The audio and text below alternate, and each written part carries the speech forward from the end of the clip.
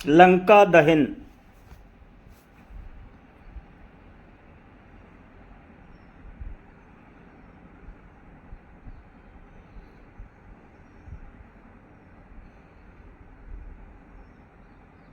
लंका दहन ये रामायण की कहानी है। राक्षसों की भीड़ भयभीत होकर भाग गई। हनुमान जी के समस्त मनोरथ पूर्ण हो गए थे।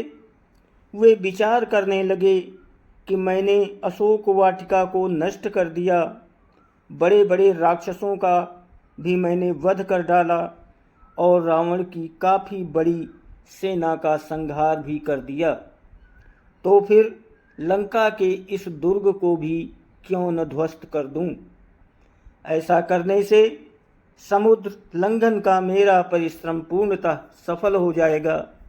मेरी पूंछ में जो ये अग्निदेव दैदीप्यमान हो रहे हैं, इन्हें इन श्रेष्ठ ग्रहों की आहुति देकर तृप्त करना ही न्याय संगत जान पड़ता है।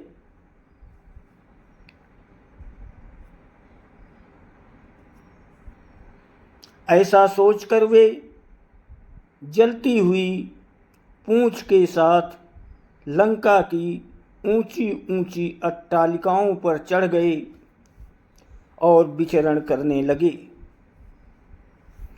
घूमते घूमते वायु के समान बलवान और महान वेगशाली हनुमान जी उछलकर प्रहस्त के महल पर जा पहुँचे और उसमें आग लगाकर महापार्श्व के घर पर कूद गए तथा उसमें भी कालाग्नि की ज्वाला को फैला दिया।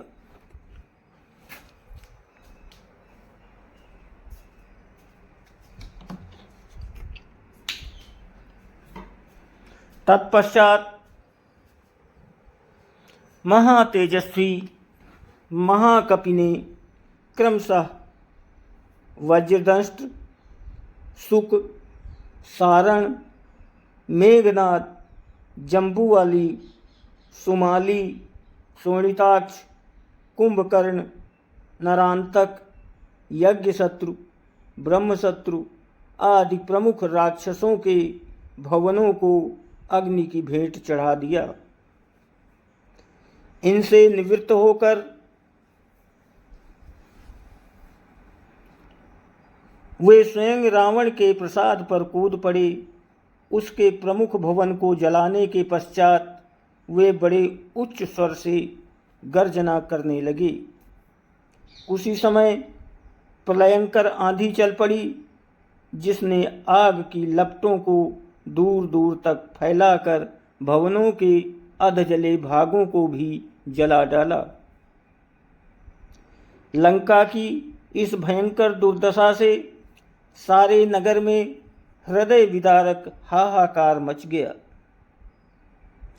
बड़ी बड़ी अट्टालिकाएं भारी विस्फोट करती हुई धराशायी होने लगी। स्वर्ण निर्मित लंकापुरी के जल जाने से उसका स्वर्ण पिघल पिघल कर सड़कों पर बहने लगा। सहस्रों राक्षस और उनकी पत्नियां हाहाकार करती हुई इधर उधर दौड़ने लगी।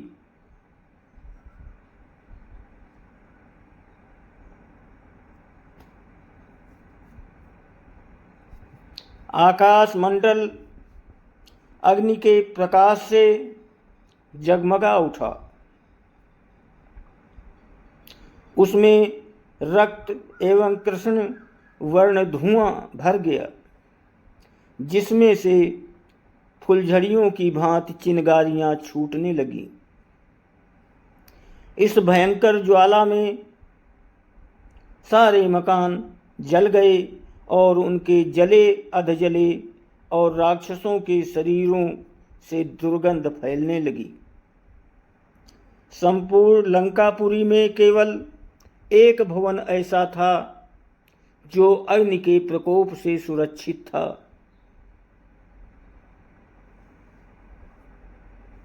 नीतिवान विभीषण का प्रसाद।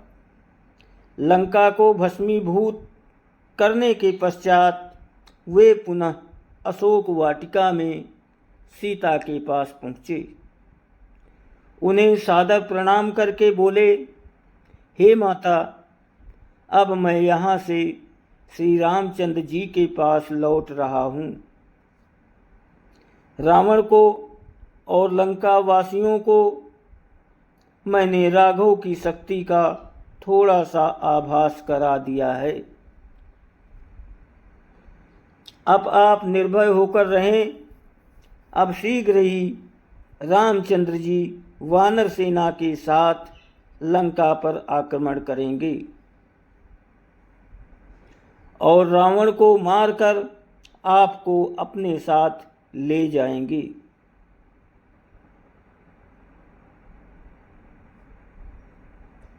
अब मुझे आप आज्ञा दें ताकि मैं लौटकर आपका शुभ संदेश श्री रामचंद्र जी को सुनाऊं, जिससे वे आपको छुड़ाने की व्यवस्था करें। ये कहकर और सीता जी को धैर्य बनाकर हनुमान जी अपने कटक की ओर चल पड़े। जनक नंदिनी से विदा लेकर तीव्र वेग से विशाल सागर को पार करते हुए हनुमान जी वापस सागर के उस तट पर पहुँचे जहाँ असंख्य वानर जाम्बवंत के और अंगद के साथ उनकी प्रतीक्षा में आंखें बिछाए बैठे थे।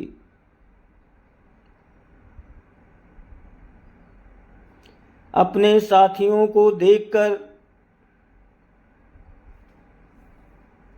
हनुमान ने आकाश ही में भयंकर गर्जना की, जिसे सुनकर जाम्बवंत ने प्रसन्नतापूर्वक कहा, मित्रों, हनुमान की इस गर्जना से प्रतीत होता है कि वे अपने उद्देश्य में सफल होकर लौटे हैं।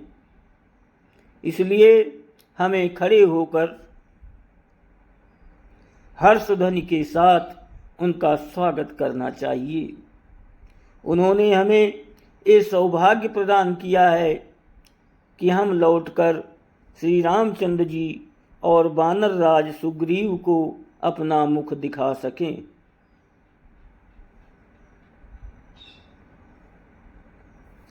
इतने में ही हनुमान ने वहां पहुंचकर सबका अभिवादन किया और लंका का समाचार कह सुनाया।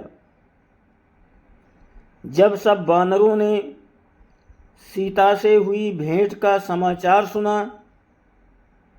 तो उनके हृदय प्रसन्नता से भर उठे और वे श्री रामचंद्र तथा पवन सुत की जय जयकार से वातावरण को गुंजायमान करने लगे।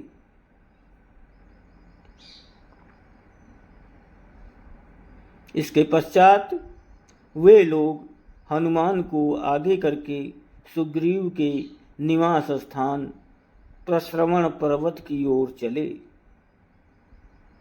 मार्ग में वे मधुवन नामक वाटिका में पहुंचे, जिसकी रक्षा का भार सुग्रीव के मामा दधिमुख पर था। इस वाटिका के फल अत्यंत स्वादिष्ट थे और उनका उपयोग केवल राज परिवार के लिए सीमित था। अंगद ने सब वानरों को आज्ञा दी कि वे जी भरकर इन स्वादिष्ट फलों को उपयोग करें। आज्ञा पाते ही सब वानर उन फलों पर इस प्रकार टूट पड़े जैसे लूट का माल हो।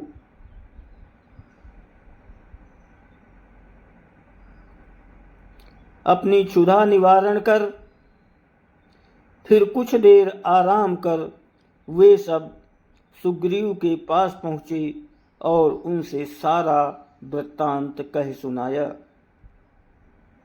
दोस्तों, वीडियो को लाइक और सब्सक्राइब जरूर करें, आपकी बहुत मेहरबानी होगी। आप सभी को बहुत बहुत धन्यवाद और प्रणाम।